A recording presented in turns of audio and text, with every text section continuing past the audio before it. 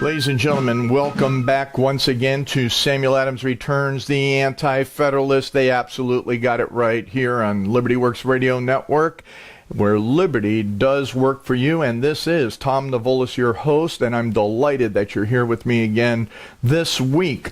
I would ask you to go check the midweek update on YouTube. It's very interesting. We had some questions about patriotism and the Antifa, and I covered that just in that short segment. From a founder's perspective of what is that relationship or not, because there is no relationship, and I bring that out. Now, what I would like to definitely do is I get everything all continue to get set up. I have my coffee, timer, all of those various things that we have going on. And as we're working through this whole program, it's going to be fun and interesting to sit back and go, okay, what just happened this week? We had a lot, as always.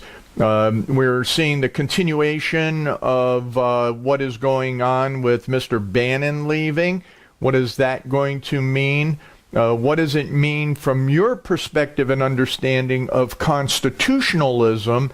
And how is it that this label of nationalism is related to constitutionalism?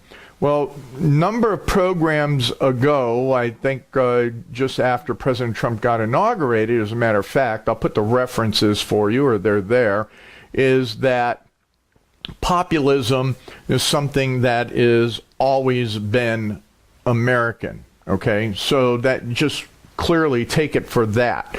But what I thought was really interesting wasn't as much as what happened with the Afghan speech, and what does that mean from a founder's original intent perspective. We got to deal with that. The founder's original intent has been wiped out 100 years ago in so many different ways, especially when we take and ratchet back to the 1940s in particular, with participating in the UN. We take it back to 1914 and that in the First World War. So we have been continuously, even prior to that, engaged in what George Washington clearly warned us about, is not to get into entanglements. We've done that.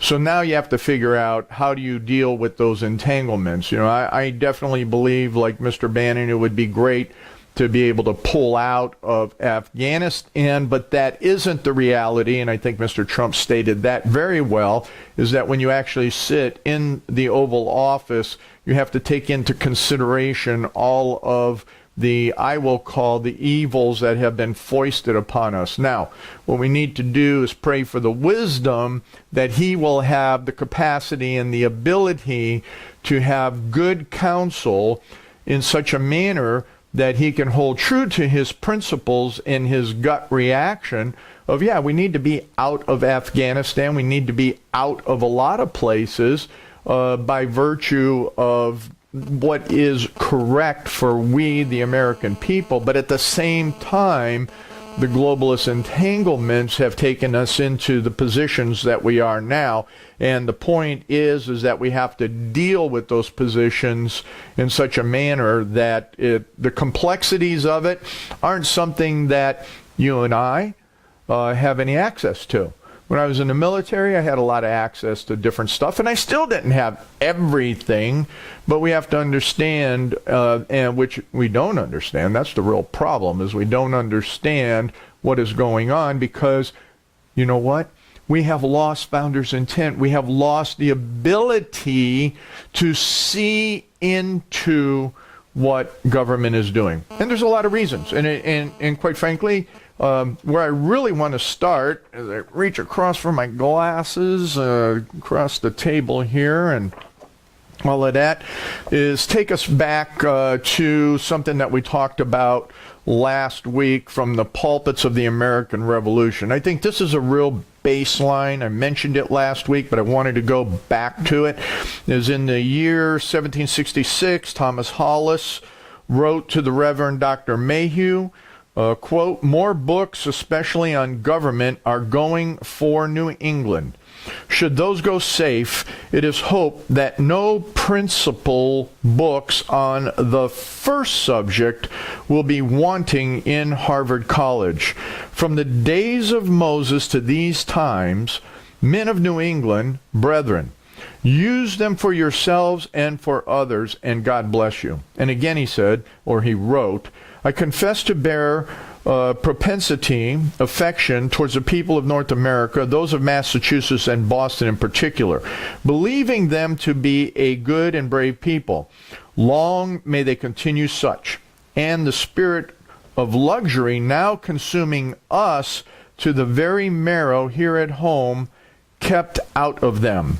So what he's talking about here is that when I've mentioned before, and actually it was Mr. North that used it to say that if they could corrupt the American people with the frivolity, the luxuries, all of the excess of the continent, and he's talking about the luxuries that are there now in Britain, is like that they're destructive. So one likeliest meaning to that end will be to watch well over their youth by bestowing on them a reasonable, manly education and selecting thereto the wisest, ablest, most accomplished of men that art or wealth can obtain. For nations, this is really important, because this is why Samuel Adams Center for Political Science is extremely important as we're talking about the next generation of policymakers. Sorry, I had to put it in there because we're not seeing it, and we'll talk about that some more shortly somewhere in the program, is that what we have to do is that it is, let me step back here, it says, the most accomplished men of art or wealth can obtain. For nations rise and fall by individuals, not by numbers. As I think all history proveth, with ideas of this kind have I worked for the public library at Cambridge in New England. An eloquent writer, thoroughly imbued with the spirit of those days, remarked that, quote, this truly ingenious Englishman, in the range and direction of his literary benefits, effectually refuted the seeming paradox that a loyal subject of the monarchy in Britain might be an ardent, intelligent friend of the cause of freedom in America. The books he sent were often political and of Republican stamp, and it remains for the precipitancy of our historians to ascertain what influence his benefaction and correspondence had in kindling the spirit which emancipated these states from the shackles of colonial subserviency by forming high-minded men who, under Providence, under God, achieved our independence. Here's a quote. Doubtless at the favored seminary, her sons drank deeply of the writings of Milton, Harrington, Sidney, Ludlow, Marvell, and Locke. These were there by Mr. Hollis' exertions, political textbooks, and the eminent men of that day. Ladies and gentlemen, it comes back down to the number of things that we talked about last week, is that what's being taught in the universities? We're not being taught that core established principles which brought this country into being, those of Locke, those of all of those men that I listed. Let's see, let me look at their names again. Milton, Harrington, Sidney. I've told you about Sidney a number of different times. Ludlow, Marvell, and Locke. You see, what we have now is we're being taught socialism and communism and all the different PhDs and intelligentsia that want students to understand their own books, their own insanities, by which what we have in these universities is not this historical foundation. So what we definitely don't have is the education around the founders' intent, especially in regard to what? The Federalist Papers at least? Or how about the Anti-Federalist Papers in addition? Because as I will mention over and over, and I have in the past, is that the Anti-Federalists gave in and conceded to allowing and stopped the arguments even in the various state conventions regarding the adoption of the Constitution, because their understanding of how it should be implemented, called constitutionalism, was something that the Federalists said that they would ascend to, that they would agree with. But as I always tell you, is that the Federalists, they lied. And no different than what we have in the political circles today, where we have, number one, we do not have the educational base by which we, the people, can understand what is going on. We haven't had that since the mid-1800s, to the extent that we have continuously been lied by then, the false prophets. And I brought up Jeremiah last week. I brought up Jeremiah in, I think, the midweek update as well, is that when you have false teachers, false prophets, when you then have the political environment that is led astray because of false teaching and false prophets, you know what you end up with? You're right. You absolutely end up then with the conflagration that we have now today. And you have elitists that are leading the charge, that are leading things, and then you have what we're going to talk about briefly as we move into the next segment here in a bit, is the oligarchy by which the Anti-Federalists were warning about.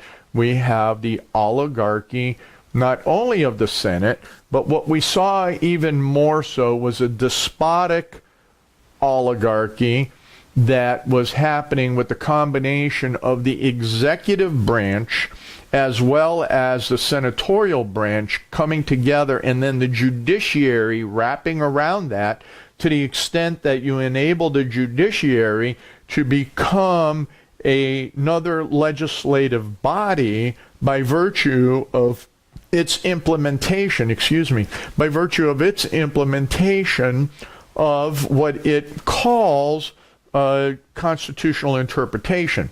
So we saw a lot of that, and we continue to see a lot of that in the lower courts in particular. And so we have to spend all these gazillions of dollars to move something to the Supreme Court, which now we're seeing that we have to have a Supreme Court that will understand the structure and founders' original intent, and help eliminate the internationalism that has crept into America vis-a-vis treaty and international executive agreements, which I've talked about numerous times in other programs. But that's really the crux of it, what we are seeing. And what we're going to talk about, really what captivates everything when we come back into the next segment, is Brutus, our friend Brutus, Brutus number 16. He really gets into what is happening in the context of that oligarchy relative to the Senate and the positioning of the Senate. So the Senate is very critical. This is where Obamacare didn't get passed. This is where we now have Mitch McConnell having some of the lowest ratings ever, and where we see the so-called moderates, who have no idea of what constitutionalism is, forming what? Yeah, they're forming our policies and how we are being governed. So, ladies and gentlemen, as we take a look at all of this, come on back in the next segment when Samuel Adams is returning, has returned, and the Anti-Federalists, they absolutely did. They got it right here on Liberty Works Radio Network. Ladies and gentlemen, welcome back once again to this second segment of Samuel Adams Returns, the Anti-Federalists. They absolutely got it right here on Liberty Works Radio Network, where liberty always works for you. And yes, take a look at everything else that's going on here on Liberty Works Radio Network, and because it is you and for you, it's funded by you. So, you know what? Take a look at all the hosts and hostesses, and please contribute. It's really interesting programming, and I really hope that you will participate and take what you learn and get your feet on the street to make a difference. And this is Tom Navolis, your host, and I'm delighted to have you back. I was going to take, and during the break, look at something that I found extremely interesting this morning. And let me see, I'll go ahead and I'm going to cue some stuff up while I take and talk with you. But you know what?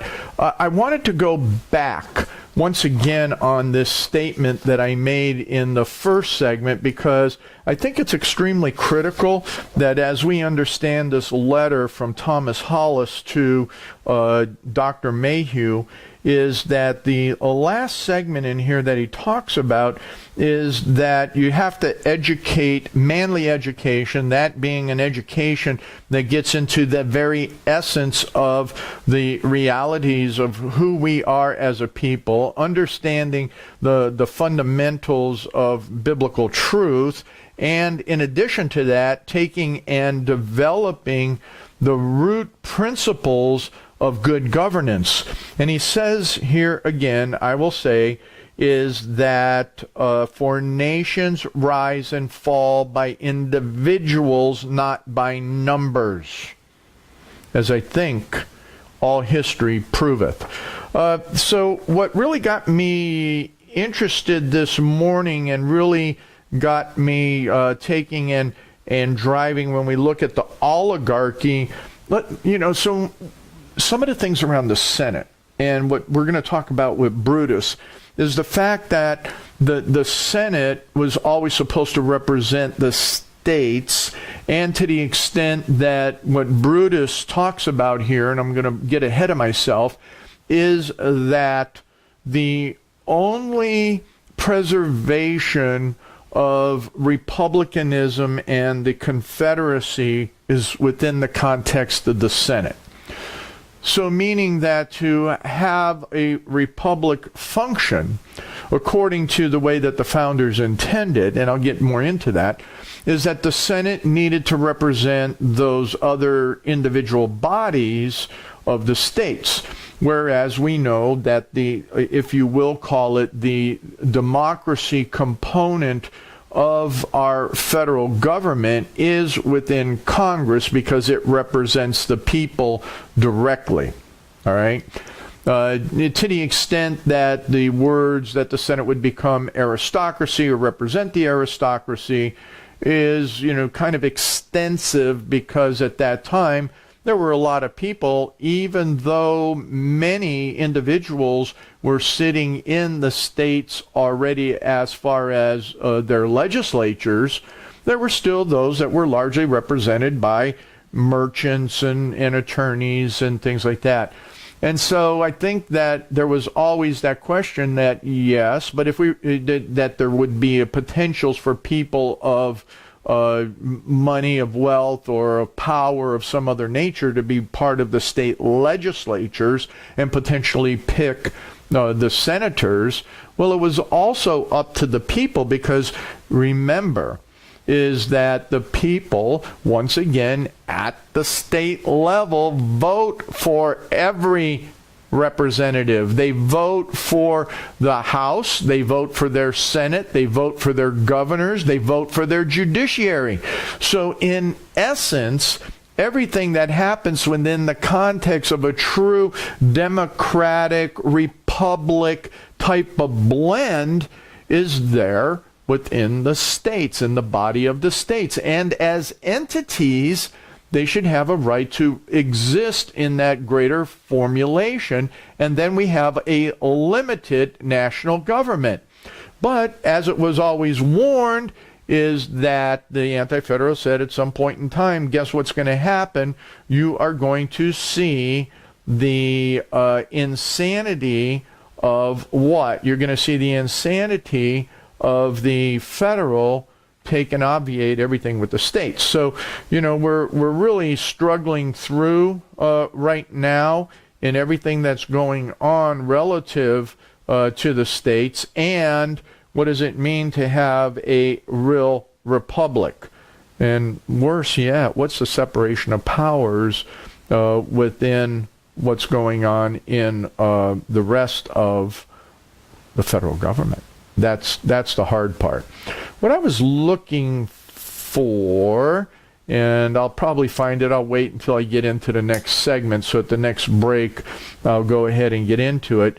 But when we talk about, and go back to that reference that I made to the idea that nations rise and fall by individuals, becomes really critical when we start talking about the Antifa, we talk about Media Matters, we talk about all of these other aspects of things that they're funded by George Soros. And then you have, the libertarians. Yes, look, pure libertarian perspective is one that is contrary to founders' intent. And what I was trying to find for you, and I will find it again at the break, is that even the Freedom Caucus is funded by the Koch brothers. It was something like 80% of those 30 members are funded by these globalist libertarians, okay? That's who they are. So when I talk about founders' original intent, it has to apply to the Freedom Caucus as well, because when you really get digging into it, I'm not sure that they have we the people's real agenda and intent there for us, or what it means on what Donald Trump was talking about for us. So we can elect somebody like a Donald Trump and have a populist movement, have this movement that is from a founder's intent perspective.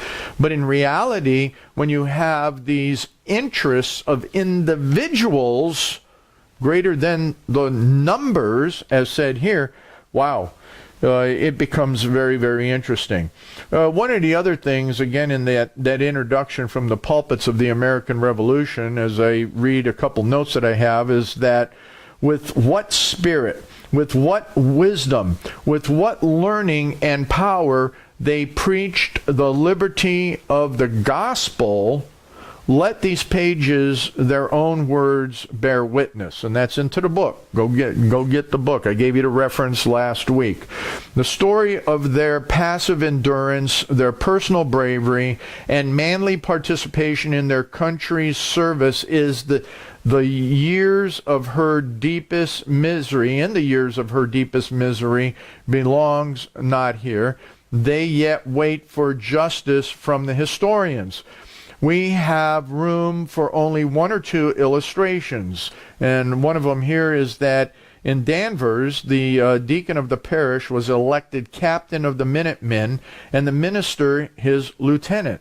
Wow, isn't that interesting? The pastor was the lieutenant of the deacon.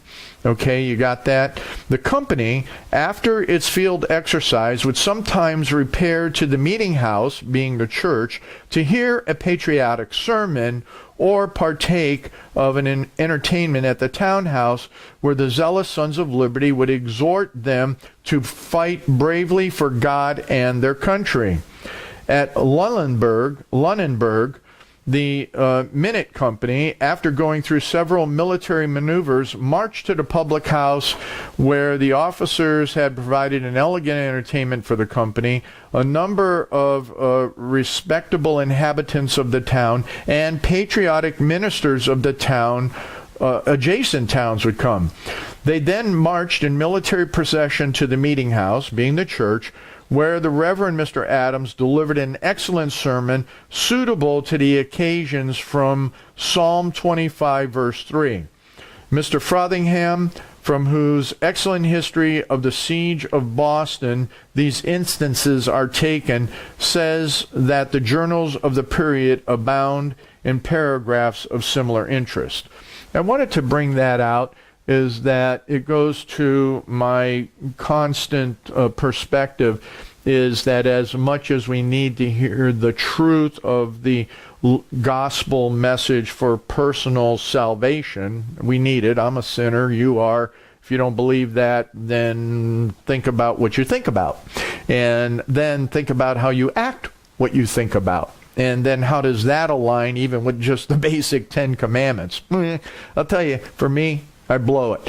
So I'm thankful for that which is preached from that gospel perspective, but what is not done is talked about from the pulpit, the whole idea, and this is the pulpit stood up against, goofy rules like 501c3 nonsense, which, the Johnson nonsense that Mr. Trump has taken in, hopefully getting rid of fully. But the point being is that they were patriotic sermons. There's sermons in there, I'll tell you, just over and over in the Old Testament. I can preach them, so I don't understand, or I can exhort from them because I'm not a preacher, but I can exhort from them to the extent that I know that God is active in the political environment such that we are to stand on the liberty, especially from a New Testament perspective, on the liberty of Jesus Christ and what he does for lives as well as systems, as well as how we should govern in a moral and virtuous manner from the extent of our founders' original intent. Now, the founders' original intent also was against the likes of libertarianism. So then when you start looking at what was happening with the likes of the Koch brothers, and now we have these oligarchies, it gets into this whole perspective of what Brutus number 16 is actually talking about. And just in a summation of that, he said, what type of checks and balances are there is in the summary, that curtail judicial abuse.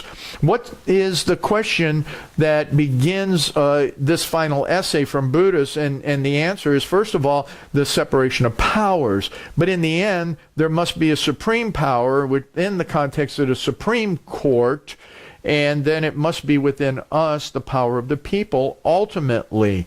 Then when we get into what the Senate is all about, on the one hand, it preserves the principles and representations of the states, as I mentioned in the first segment, on what is federalism and what is it from a republic perspective. And then on the other hand, the Senate will possess a strange mixture of legislative, executive, and judicial powers, which in his opinion clash with each other. And that's so true. They will clash with each other, especially when you take and you consider that the ideas of being the court for impeachment.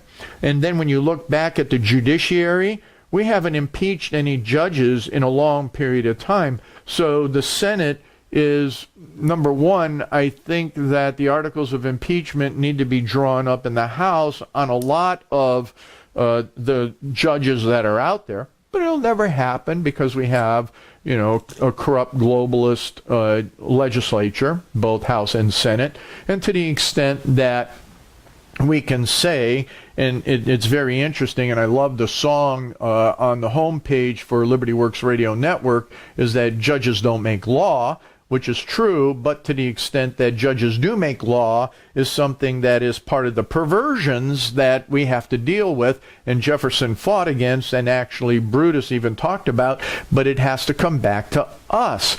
And how do we take and interact with the legislatures in such a manner that we can correct the judiciary? I don't know what's going to happen with that. And how does the Senate take and develop those whole perspectives on that judicial review? Man, we got a lot of work to do. So it comes back to what Thomas Hollis was talking about the individuals. And it comes back to you. And what can you do? What are you going to do? And how are you going to participate in ensuring that Founders' original intent is something that's taught at home? And I'm going to give you a website that you can go to that I use all the time, in addition to the Founders' Constitution, which I highly recommend that you get a copy of, or at least use it online when we come back, because Samuel Adams, he's returned, and the Anti-federalists absolutely got it right as to why we have what we have today here on Liberty Works Radio Network, where liberty works for you. Come on back. Ladies and gentlemen, welcome back once again to Samuel Adams Returns, the Anti-Federalists. They got it right here on this segment of Yes. I'm going to start over right at this moment because I'm going to push the button. Ladies and gentlemen, welcome back once again to Samuel Adams Returns. The Anti-Federalists got it right here on Liberty Works Radio Network, where, yes, liberty is. It's working for you if you believe in it.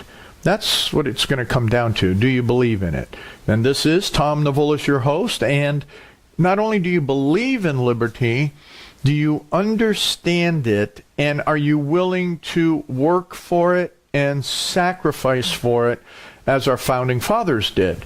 I think that is some of the most impressive readings that I have been doing lately, especially in the Founders Constitution, which, again, I have it behind me, 4 volumes, and the one on my table right here.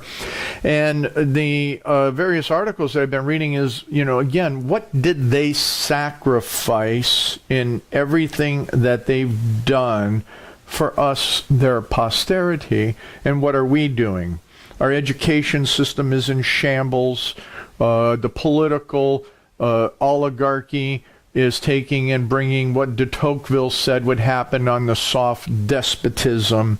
We're seeing a form of tyranny because, as I read to you earlier in the letter from Thomas Hollis to Dr. Mayhew, it comes into that whole idea of what was happening in England at that time, in that they had all of, I'll say what I said before from Mr. North, was the frivolity, and that what was happening there in England was including the spirit of luxury.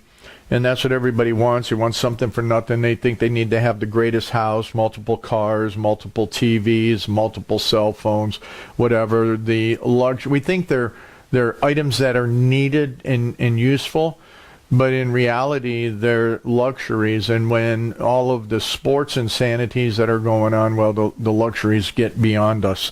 And they do exactly what in 1766 Thomas Hollis was writing about, is that they pervert then the people, the souls of the people, the spirits of the people, to the extent then that liberty becomes meaningless. And so 10 years difference. In 1766, when Hollis sent all these books to Harvard about liberty, about republicanism, and then what happened by 76, and then, as I was stating in the letter in the first segment, is that the historians now are destroying it to the extent, even more so, we have the likes of Antifa and destroying our statues and our history and protesting against that, our culture. And then in addition to that, we have the media being subversive by supporting all of those activities. And then we have the courts allowing it to happen. So we have these total perversions which were predicted by the Anti-federalists. And not only that, do we have, as we were talking about, is that the one person, as he said here at the end, and I just got to hammer this one home, is that finally, the nations rise and fall by individuals, not numbers, as history proveth out. Now, the individuals, I talked about source, but then at the same time, I did find that article that I was telling you about. It's by a gentleman by the name of Robert Wasinger, and he talks about the libertarian Koch brothers. And libertarianism, my friends, is not, there's no moral content to it. Pure libertarianism in many ways is anarchy.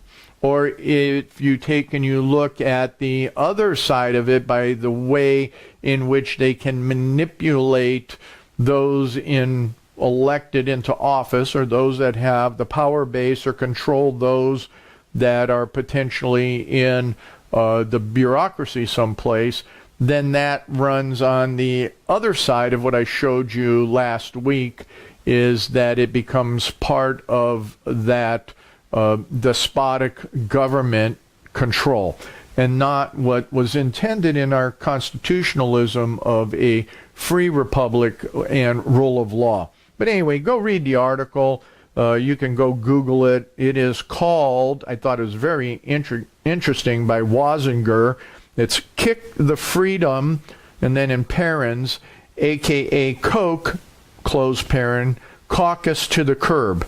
And that's where it talks about that 80% of those in the Freedom Caucus are actually funded by the Koch brothers. Wow, that was shocking to me to understand that. So, let's dig in on the Senate a little bit. First, the judiciary, which is very, very clearly spoken about in Brutus number 16.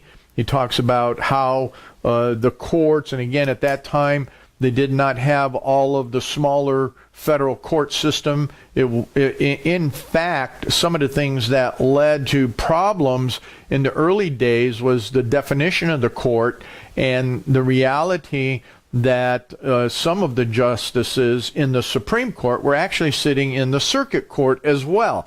So when you looked at, they traveled, and the circuit courts went to the various regions, but they were Supreme Court justices that were part of the circuit court.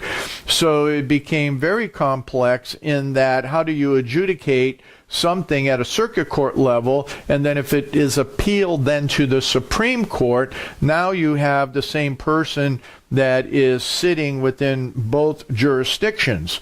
It became very interesting, and something that I talk about in The Tale of Two Constitutions, as well as, the book's getting done. The book is getting done. A Tale in Tyranny. The Anti-Federalists got it right, The Tale of Two Constitutions. Long title, but it's a long book, too. So when we get then down into this whole idea that the Senate, they're elected by the state legislatures, not by the people, and he goes through this thing. They serve for 6 years, vacancies happen, then the legislature of the state can put someone in. Let's see, no person can be a senator without being over 30 years old and having been in America for at least 9 years. Now, what he brings out, again, is this idea that if there's anything in the plan, is that the apportionment of members of the Senate among the state is not according to the numbers or the importance of the states, but it is equal. This, on the plan of a consolidated government, is unequal and improper, but is proper on the system of a confederation. On this principle, I approve of it. So, ladies and gentlemen, the 17th Amendment, I always harp on that because it takes federalism and puts a big spike into it. It just nails it. I mean, it just puts a real nail into the form of constitutionalism that the founders intended when the Senate is elected by the general population.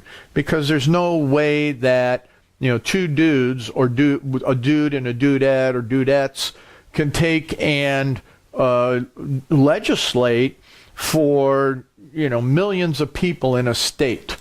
How's that work? It can't. It just does not. So it frees them to become an oligarchy.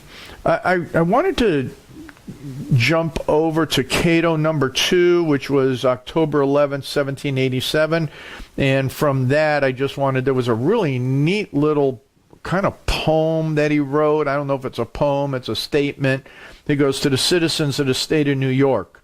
And this is all in quotes. Remember, O my friends, the laws, the rights, the generous plan of power delivered down by your renowned forefathers, so dearly bought, the price of so much blood. Oh, let it never perish in your hands, but piously transmit it to your children. I know that goes off beat maybe a little bit about the Senate, but not really, because I think, we kind of wound it around and put it together. And I think more so it takes and drives to home that idea that we have to preserve our nation, and we're not. We're hearing so many different elements out there that would rather talk about socialism, globalism, communism, and the destruction of the fundamentals of America and our American culture that, it's very, very interesting. Wrapping back into the Senate, Mr. Lee objected to the Constitution from the perspective of Virginia's point of view, and I'm not talking about Robert E. Lee. I'm talking about a different Lee, in that the Senate was there for 6-year duration. You have this whole same component that it is not something that it is there or can become this oligarchy. So where are the checks and balances? What is true representation? What we're finding, and it's Richard Henry Lee, what we're finding is that truism of oligarchy has occurred. But one of the things that I have to go back to, and this is where we need to look at it from the action item perspective. What do? We talked about all of these problems, and I don't want to be one that I see on social media and Facebook all the time that does nothing. And even Sean Hannity and some of the others, they complain. They bring to you all of these ugly issues that are going on. Some talk about solutions, but the solutions are so wrapped up in emotionalism that I think we have to look at what is it that matters. And what really matters is how are we going to govern, and how do we do that? To this poem, if you will, remember, oh my friends, the laws, the rights, the generous plan of power delivered down by your renowned forefathers, so dearly bought, the price of so much blood. Oh, let it never perish in your hands, but piously transmit it to your children. We haven't done that well in the last 100+ years because our educational system has been destroyed by humanists and socialists and so on. Ladies and gentlemen, what I'm asking you to do as a primary action item from everything that we're talking about this week and the reality of this oligarchy, we're never going to take and come back around unless we correct our educational programs. You need to go to your school district meetings, and before that, though, you need to take your school board members out for coffee. One of the things that I brought up with the members, the young people that are coming into the Samuel Adams Center for Political Science, sacps.org, is that you have to learn that just going to a board meeting doesn't do any good because they've already made decisions.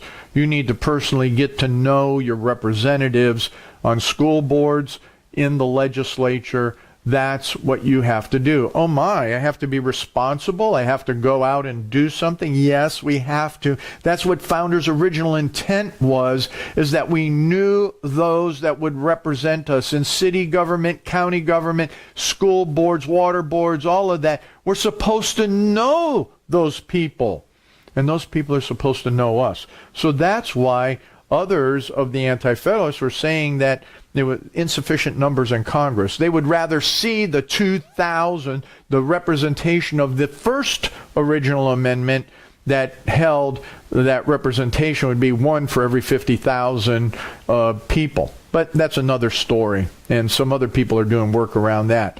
But what you need to do is remember, oh my friends, and do something so that you can piously transmit these freedoms, these cherished rights to your children. And the only way you're going to do that is by taking back the educational system. And it's destructive. You have to go, especially into your state legislatures, and tell them to reconstruct education to the point that you're willing to become party and control of it. So get control of government is to get control of education. So come on back next week when Samuel Adams returns, and the Anti-Federalists, yes, they did. They got it right. Thanks a lot, and I appreciate you being here. Have a great week.